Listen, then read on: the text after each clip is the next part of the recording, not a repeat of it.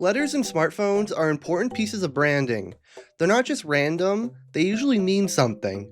Whether it's an S for speed, a T for turbo, or an X because it sounds cool, these letters are part of how companies sell their phones and position them in the lineup. So in this video, we're going to be going through every letter in the alphabet to see what they stand for in smartphone names. From the obvious ones like A in Pixel 8a, to ones you've probably never heard of. And a quick disclaimer, I couldn't find any phones for 5 letters, B, D, H, L, and O, so if you can think of any, drop them in the comments below to let me know. So let's kick things off with A, which shows up in phones like the Pixel 8a. The A here stands for affordable, basically Google's way of saying, here's our flagship, but cheaper. It's the budget version of the main Pixel that usually launches later in the year. Same software experience, just with toned down hardware. Skipping over B as mentioned before, next is C with the iPhone 5C. This one's pretty clear. The C probably stood for color. That was Apple's whole thing with the iPhone 5C. Plastic backs and bright fun colors. It was basically their way of making the iPhone feel more playful and less premium, but people had mixed feelings about it. Moving past D to E, we have the iPhone 16e, and this one's interesting because it kind of replaced the iPhone SE lineup. The E could stand for essential, economy, or maybe even education, depending on who you ask. Either way, it's meant to be a stripped down version of the regular iPhone with a modern design, fewer premium features, and a lower price. For F, we've got the Samsung Galaxy S62.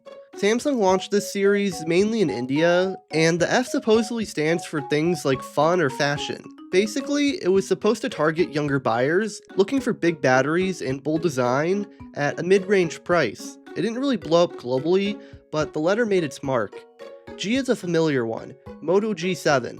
The G line has been Motorola's budget staple for years. Originally, it might have stood for Google, back when Google owned Motorola, but now it's more like G for generation. Each number just brings a slightly newer version. Now, H is another letter I couldn't seem to find a phone for, but something I did manage to find was a great product from today's sponsor, Whitebridge. Whitebridge AI is an AI-powered platform that helps you dig into your online reputation, verify identities, and make sense of the digital trail people leave behind. Basically, if you've ever Googled someone before a meeting or job interview, this takes it to a whole new level. It pulls info from over 30 trusted sources, checks it for accuracy, and builds a clean report you can actually use. Whether you're doing research for a client, hiring someone, prepping for a sales call, or curious to see what's out there about you, it's fast, legit, and super easy to understand. The level of detail is kind of wild. News mentions, social footprint, even image matching, all structured in a way that actually makes sense. So if you want to see what the internet says about you, or anyone else, check out Whitebridge AI, get.whitebridgeai/punkwave, and get 25% off with their spring sale deal. Links in the description and pinned comment. But anyways, moving on with the letter I, we've got the Infinix Hot 10i. The I tends to pop up in lower end variants, usually standing for something like international, incremental, or sometimes even light in disguise. Next is J, and we're going back to Samsung with the Galaxy J7. The J series was around for a while as Samsung's affordable entry-level line. The J supposedly stood for Joy or Junior. Either way, it was a part of Samsung's attempt to cover every single price point with a different letter of the alphabet. K shows up in phones like the LG K92, part of LG's mid to low end lineup. The K could have stood for kinetic, which sounds cool, but in practice, it just meant affordable phones with decent cameras and oversized screens. They were kind of in between models, sitting below the G and V series, but without completely bottoming out. L is another one I couldn't pin down. For M, we have the Galaxy M31. This was Samsung's online-first lineup, made for people who wanted big batteries and solid specs without the flagship price. M is also rumored to stand for millennial, since the series was originally aimed at younger buyers shopping online. Either way, it's one of Samsung's better mid-range plays. N is for new, and in this case, it's the Oppo Find N5. This series marked Oppo's entry into foldables, and N was short for new form factor. Skipping over a letter one last time, we have the letter P. P is all about photography, especially in Huawei's P series. Phones like the Huawei P30 were built to flex camera tech with Leica branding and all of the zoom modes you could ask for. Q is a weird one, but LG used it in phones like the Q6, which sat between their K and G series. The idea for Q was quality, kind of a mid-tier blend of features from both ends.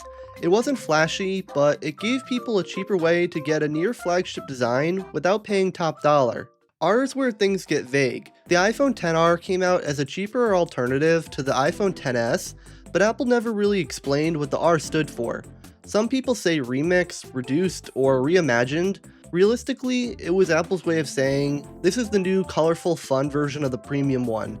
It didn't have the OLED or dual cameras, but it did have all the core stuff. Now, you probably already know this one. S has always meant speed or Surrey in Apple's lineup. The iPhone 5S was basically a faster version of the 5, same design and better internals.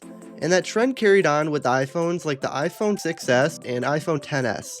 Anytime you see an S, expect a small upgrade and not a full redesign. T belongs to OnePlus. They started using it in phones like the OnePlus 6T, and it's kind of their version of Apple's S. It could stand for turbo, or just a quick refresh in the middle of the product cycle. One would jokingly think that they didn't want to copy Apple's S, so they just picked the next letter in the alphabet instead, whether that's true or not.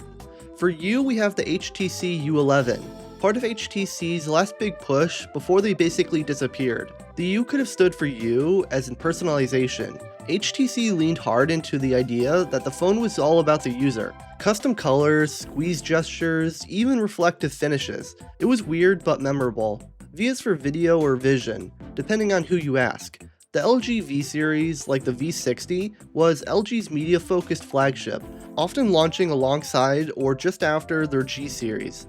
It had bigger screens, better mics, and more advanced camera options. If you were into content creation, this was your phone. Next is W, seen in phones like the LG W41. These phones were all about giving you the basics: big screen, decent battery, very little else. And while LG never spelled it out, W probably stood for wide or wave. Now, you probably already know this one. The iPhone X, or rather the iPhone X, was for celebrating the 10th anniversary of the iPhone. The X here was Roman numeral branding, and it marked a complete shift. No home button, Face ID, OLED display. It was basically a reset of the iPhone blueprint for the next decade. Moving on to Y, Y stands for youth, and it shows up in phones like the Vivo Y21. Vivo uses this line for their entry-level devices. Basic specs, decent cameras, and usually sold in emerging markets. It's all about keeping things affordable and accessible, especially for younger users buying their first phone. And finally, we have Z, Samsung's go-to letter for foldables, like the Galaxy Z Fold 6. In this case, Z is more of a branding flex than an actual abbreviation. It's meant to feel futuristic, final, and cutting edge. Z is basically used as a letter that looks like it's being folded to represent Samsung's folding lineup. So that's pretty much every letter in the smartphone alphabet, minus a few ones. But either way, it's clear that these letters aren't just random. They're part of how brands market, position, and differentiate their phones, even if the meaning behind them gets lost over time. Anyways, if you've made it this far into the video, you probably enjoyed it. So if you want to see more content like this, subscribing would be greatly appreciated. But with that, thanks for watching.